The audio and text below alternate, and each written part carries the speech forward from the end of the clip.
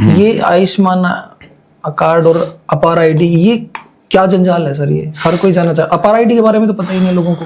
देखो, जो अपार आईडी है, इसको समझने के लिए आपको समझनी पड़ेगी नई शिक्षा नीति।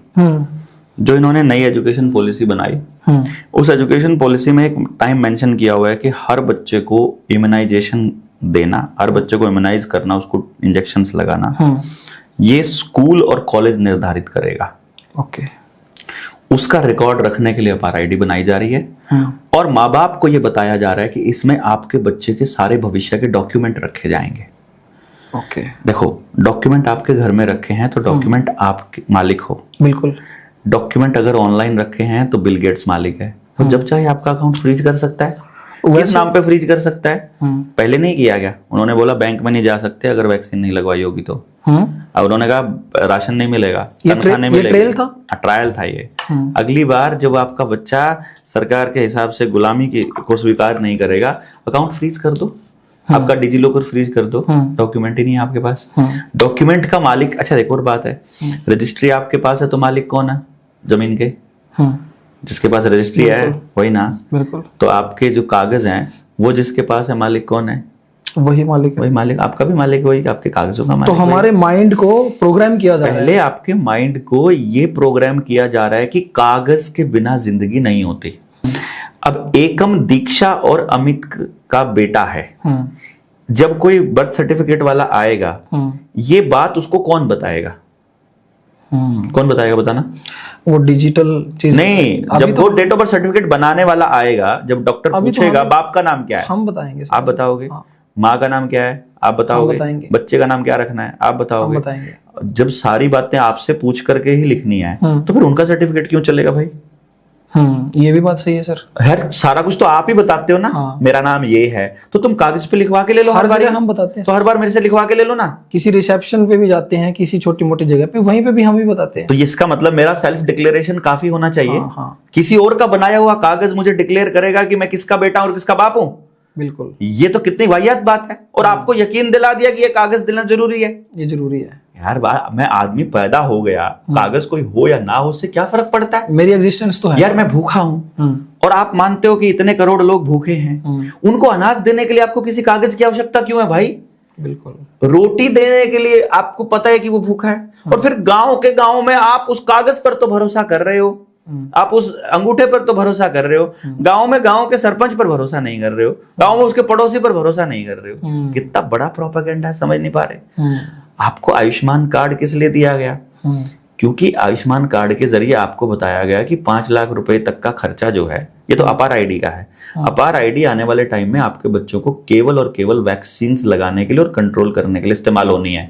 उससे ना कोई डॉक्यूमेंट का लेना देना है, ना कोई उससे किसी नौकरी का कोई लेना देना है, ना कोई जॉब एप्लीकेशन का कोई लेना देना है। आधार वो तो एक बैक में है बस। खाली आधार शुरू में बना था, जैसे किसी को नहीं पता था इसका क्या किस लिए है, अब पता लग रहा है। आज हर चीज कनेक्ट हो गई आधार से। आपका पैन उससे कनेक्ट है ना? आपकी, और वो तब भी बोलते थे जमीन, आपकी हेल्थ, सब कुछ आपकी गाड़ी के कागज, बैंक के कागज, ITR, पैन नंबर, आपका पेट्रोल का, आपका क्रेडिट कार्ड, आपका बिजली का बिल, पानी का बिल, रसोई गैस का बिल का कॉपी, जितना सब कुछ, प्रॉपर्टी आईडी, फैमिली आईडी, सब जुड़ गई।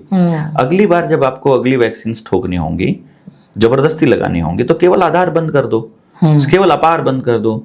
इधर से जो आपका आयुष्मान कार्ड है, आयुष्मान कार्ड पे आपको भरोसा दिया कि आपको 5 लाख रुपए तक का इलाज फ्री होगा। आप जाओ किसी अस्पताल में, प्राइवेट अस्पताल में, आपको अगर पथरी हो जाए या कोई दूसरी चीज हो जाए, बाहर पथरी का इलाज 300-500 रुपए की दवाई में हो जाएगा, 1000 रुपए में हो जाएगा। वहां आपका 3 लाख का बिल बना देंगे वो, और 2 दिन फालतू रह गए तो 5 लाख के देंगे, पूरे हो गए, अब बाकी का। हमारे ऐसे आयुर्वेदिक डॉक्टर हैं सर हरियाणा में, तो 100-200 रुपए की दवाई में ठीक कर देते हैं। अरे फ्री भी देने वाले बहुत लोग बैठे हैं, ठीक है, लेकिन वो तो फ्री में नहीं करते हैं। प्राइवेट वाले तो 2 लाख 3 लाख का बिल बनाते ही बनाते हैं। 2-3 लाख का बिल बन गया, 2 बार घर में कोई गया, आयुष्मान यूज हो गया, अब कहाँ जाओगे? बोलेंगे अब जाना पड़ेगा सरकारी अस्पताल। लेकिन तब आयुष्मान बनाया था ना, वो इसलिए बनाया था ताकि लोगों का ध्यान सरकारी अस्पताल से हटकर, मतलब कम्युनिटी वाले अस्पताल से हटकर वो चला जाए उस प्राइवेट अस्पताल। तो अब लोगों ने उस कम्युनिटी अस्पताल की क्या हालत है उसकी तरफ देखना कर दिया बंद। अब वो प्राइवेट हाथों में सौंपना आसान हो जाएगा। उस जमीन को बेचना आसान हो जाएगा। आपके गांव में जितनी पीएचसी हैं, जितनी सीएचसी हैं, जितने अस्पताल हैं जो समुदाय ने बनाए थे, उनका नाम भी सामुदायिक अस्पताल रखा हुआ था। समुदाय की जमीन पर समुदाय के पैसे से, समुदाय की मदद से सब बना था।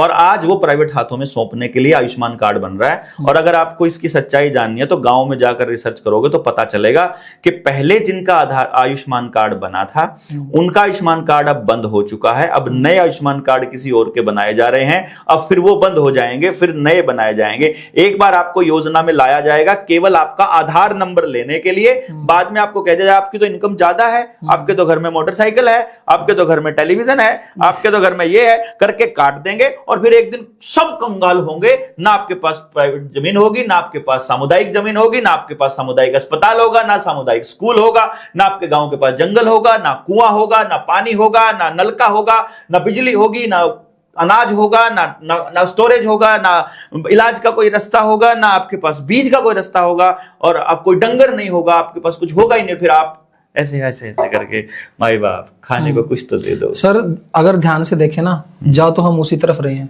हम कहीं नहीं पहुंच रहे। तो मैं क्या कह रहा हूँ, अभी जो ये गांव से जो चीजें निकल रही हैं अभी, क्योंकि इनको पता है कि गांव में अभी भी कुछ बचा है, तो गांव से जो चीजें निकल रही हैं, आंगनवाड़ी का इसमें बहुत बड़ा रोल है। आंगनवाड़ी आशा वर्कर, क्योंकि जो हमारी आंगनवाड़ी और आशा वर्कर्स हैं, सबसे ज्यादा डेटा गांव का इनके थ्रू यही लोग पहुंचता है, बर्बाद कर रहे हैं समाज को। और ये खुद भी बहुत टॉर्चर्स हैं गवर्नमेंट के द्वारा, क्योंकि इनको भी अभी तक वो परमानेंट कर्मचारी का ये कोई टॉर्चर नहीं है भाई, ये है ही नहीं इनके। एक बात मैं आपको बता देता हूँ, लोगों को भ्रम में रखा जाना बहुत आसान होता है बिना जानकारी के। आशा वर्कर असल में वर्कर है, फ्री की वर्कर। उसको जो दिया जाता है वो मानदेय दिया जाता है, तनख्वाह नहीं है, पहली बात। हाँ, मानदेय देते हैं वो। दूसरी बात, वो मानदेय किस चीज का है? समाज को बर्बाद करने का। कंपनियों के दलाल बन के काम करना और दाई को खत्म करना, कि दाई प्रथा खत्म हो जाए तो नॉर्मल डिलीवरीज होनी बंद हो जाएंगी। ये था आशा वर्कर की ड्यूटी, वो हो गई है पूरी। गांव में दाई अब नहीं बची है, अब आशा वर्कर को हटाने का टाइम आ गया। रोबोटिक आ गए हैं सारा काम करने वाले, डाटा सारा आधार के साथ जुड़ने के बाद आशा वर्कर को हटना ही है। आंगनबाड़ी वर्कर का है, आपको मालूम है आंगनबाड़ी क्या नाम है? आंगनबाड़ी का आंगनबाड़ी ही सुना है सर अभी तो। ICDS program, integrated child development program scheme. Okay, ठीक है ना, स्कीम एस, हाँ ICDS, integrated child development scheme. ये स्कीम कहां से चली है? नहीं पता ना? नहीं पता। यूनाइटेड नेशन से। ओके, फंडिंग कौन करता है? Rockefeller foundation. वेटिकन में जुड़ते हैं सारे, वहीं से तार जुड़ते हैं। क्यों दिया है? डेटा लेना है। डेटा क्यों लेना है?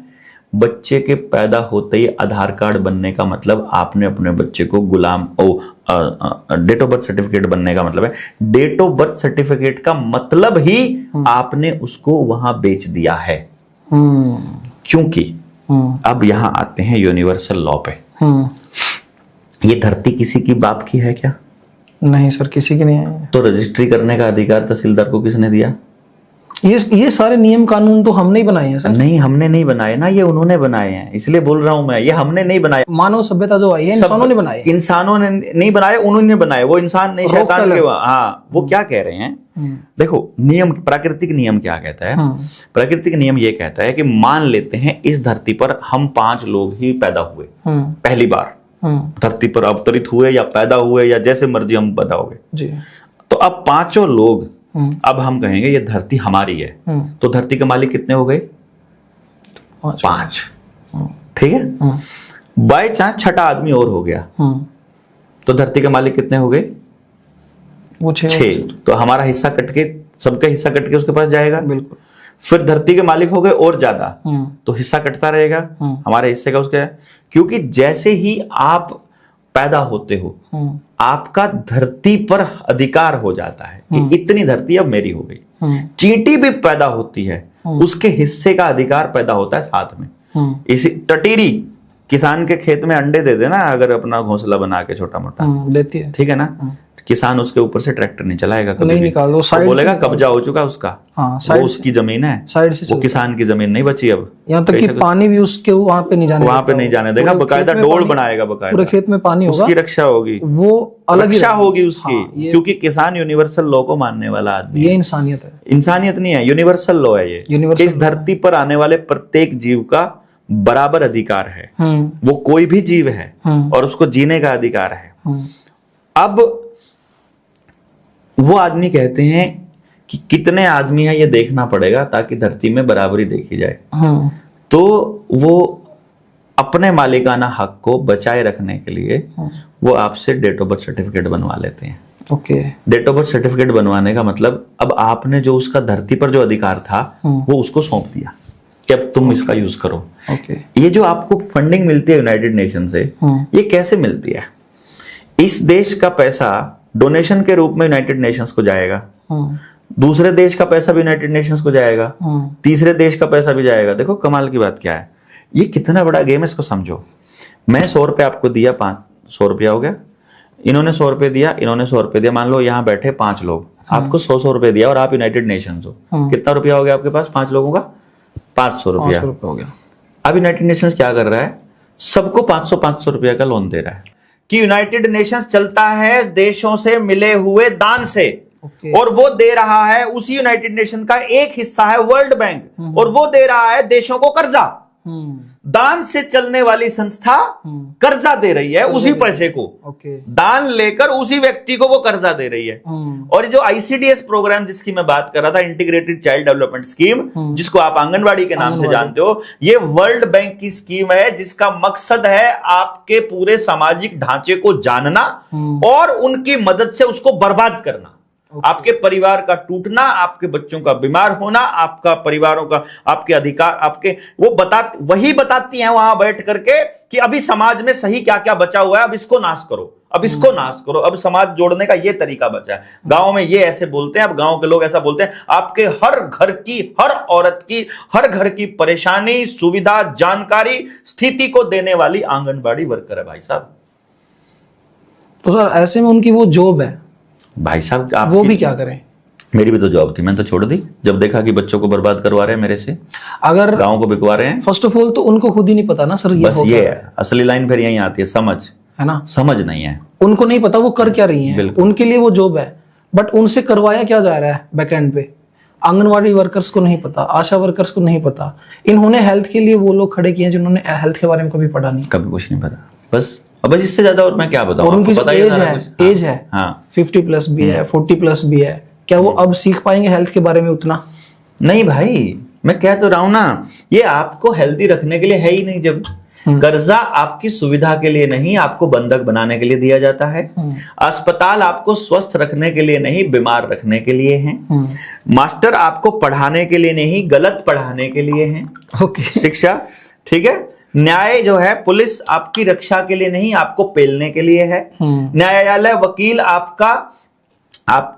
आपकी तरह से जरा, आप जो बताते हो न्यायालय में, कभी वकील उस हिसाब से करता है बहस? नहीं, वो अपने अकॉर्डिंग, इसका मतलब वो आपको उलझाए रखने के लिए है, उनका अलग पैटर्न, अलग पैटर्न है। जज भी आपको न्याय के लिए नहीं, फैसलों के लिए जाने जाते हैं।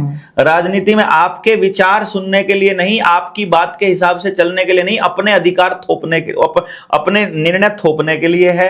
और धर्म आपको धर्म पर चलाने के लिए नहीं, धर्म की दुकानें आपको असल में अधर्मी बनाने के लिए, अधर्मी बनाने। ये पूरा गेम प्लान, पूरा स्ट्रक्चर इस तरह से चला हुआ है। धर्म को तो कभी पढ़ाया ही नहीं गया, शिक्षा तो कभी बताई ही नहीं गई, शरीर के बारे में पता नहीं है और हेल्थ पढ़ाने लग जाते हैं। सर जो नास्तिक लोग हैं ना, जैसे हमारे एक राइटर हैं, स्क्रिप्ट राइटर हैं, धर्म का नास्तिक बनने से